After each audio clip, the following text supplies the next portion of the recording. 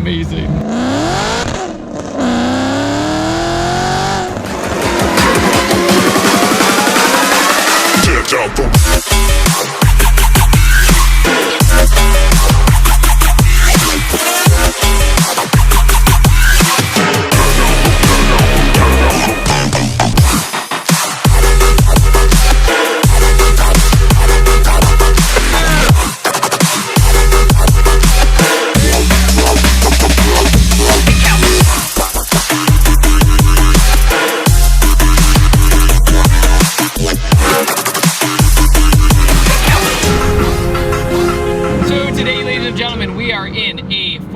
GT500. This is the live axle GT500 and the last generation of the Mustang with the live axle suspension.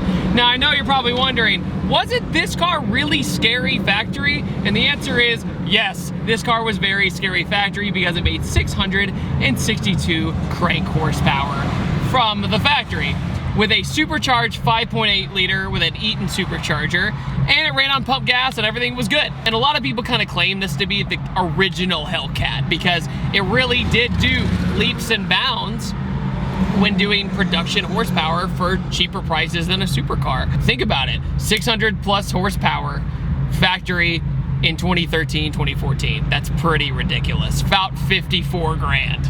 That's pretty stupid. And even the Corvette made that much horsepower, so it was pretty funny that they were doing it on a live axle Mustang. However, this one is questionably different, and it makes about 1,000 wheel horsepower.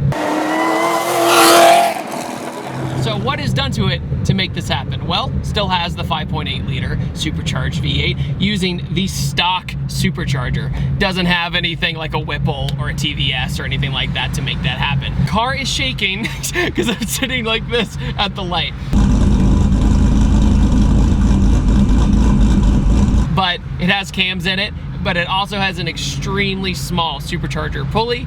Therefore, it's pushing about 20 pounds of boost through this stock supercharger into this 5.8. Car also has built heads. And the quad exhaust out the back of the GT500 I've always loved because they have the diffuser out back and it looks super aggressive. The wing on the GT500 is very sleek too, and it just comes off the trunk like a ducktail spoiler, and it doesn't look tacky, which is nice. Grill of the GT500 this generation, just a big old mouthpiece essentially to let air in to cool everything down of this big 5.8 liter. Now the GT500, when it first came out, about 2007, 2008, that era had a 5.4 liter supercharged V8, and then they went to the 5.8 in 2013. Pretty crazy stuff. And I'm kind of nervous.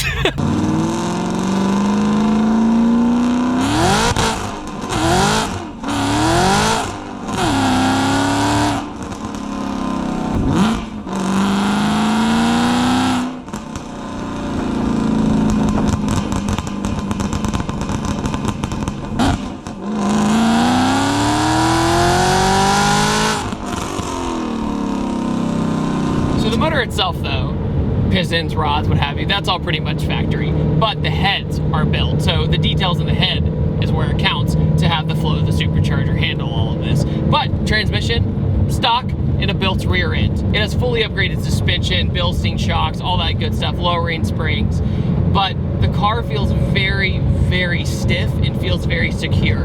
Compared to say the Mustang GT, underneath this car does feel a little bit more stout, for sure.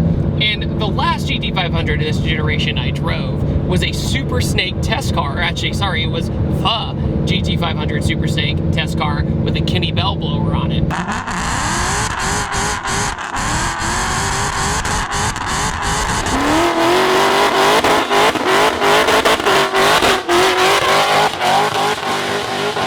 It's gonna be interesting to see what this is like using the stock blower, but with more boost. It also has a fuel system, 85, bigger injectors, all that good stuff to make sure you have enough fuel to not lean out and go kaboom. Also, the wheel and tire setup, this is actually basically on 20s and it still hooks somehow. Pretty easy car to drive around town, but once you get into power, you need to be extremely careful. Once you hit a bump, something like that, the car in the rear end's gonna kind of do this. So you just have to be aware of situations like that. We also have an extremely clean pillar pod setup right here. You got your boost, fuel, and oil pressure, making sure you don't, well, once again, kaboom. That's amazing. One of my favorite things is I'll barely go in and let it pop.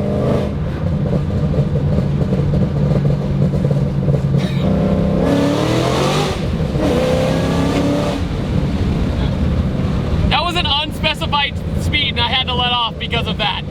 The back end during second gear went like this and I was like, I should correct this.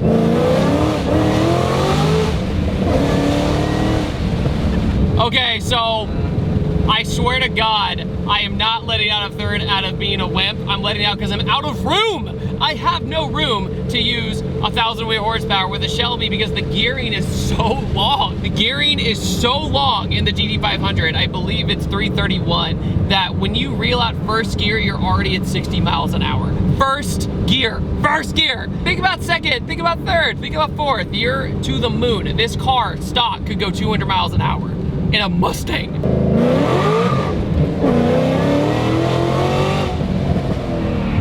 Brakes are good.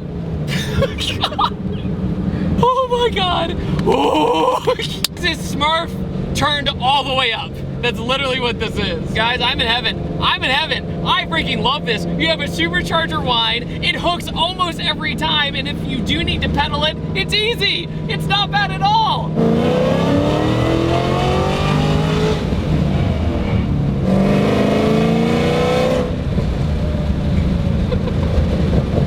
But when it comes to the GT500, a lot of people always ask me, you know, is the GT500 worth the money compared to buying a Coyote? And it's kind of a hard argument anymore because the gap gets smaller and smaller in between each models.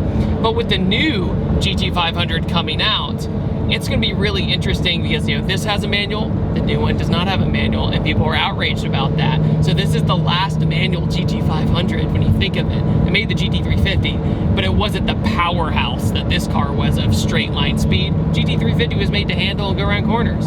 So when it comes to a powerhouse Mustang, it'll be weird driving one with a automatic transmission compared to this one. I've talked about the Mustang interior a lot. The GT500 is not all that different from the Mustang GTs. Basically the same dashboard, but it does come with nav, a Tremec transmission rather than the MT82, which is nice. And also the gauges are a little bit nicer. They're a little bit more modern with your track apps, fuel economy, all that in the middle with a screen between the retro looking gauges. It also has Recaro seats, which are extremely comfortable in my opinion. They're really nice with the good old snake emblem in the middle. By the way, friends don't let friends put Cobra emblems on Mustang GTs and V6s, but on the lighter note, it feels special. GT500, even though it doesn't feel that different inside, it still feels like a special car because it does feel extremely buttoned up with this one because the suspension, the linkage, the geometry, the tire setup, the diff, all that comes together to make a very, very powerful, fast car. But what I've noticed is when I do spin in this car,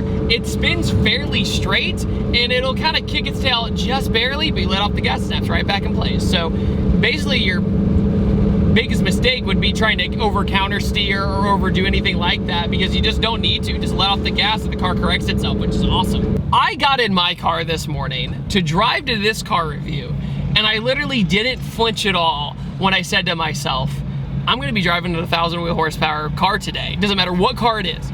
I'm gonna be just driving a 1,000 wheel. We are so jaded by horsepower now that it's unfreaking believable.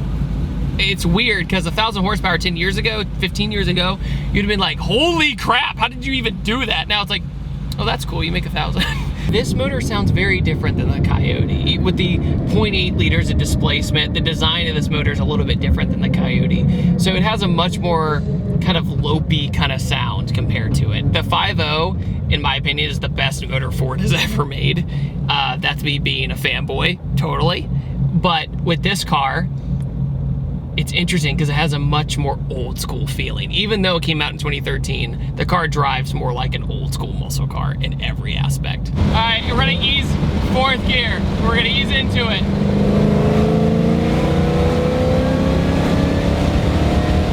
Dude, that was fourth and it felt gnarly. Okay, third gear.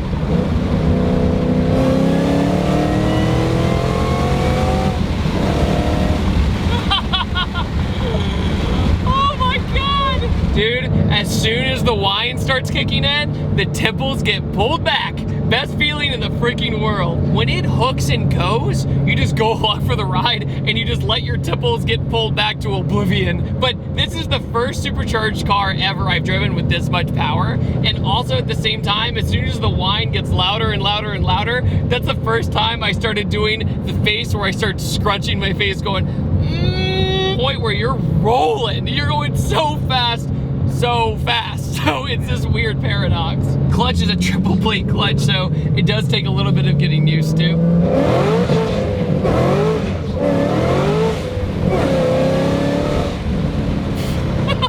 What do you guys think about this? Basically 1,000 wheel horsepower GT500. I personally was in heaven. I had a great time. This was basically a step above, or almost 2 steps above my car. It's almost double the horsepower of my car, which makes basically 700 wheel, and that car's scary enough. What do you guys think about it? Let me know in the comment section below. I upload every Tuesday, Thursday, and Saturday, and I will see you guys next time. Take it easy. Have a wonderful day.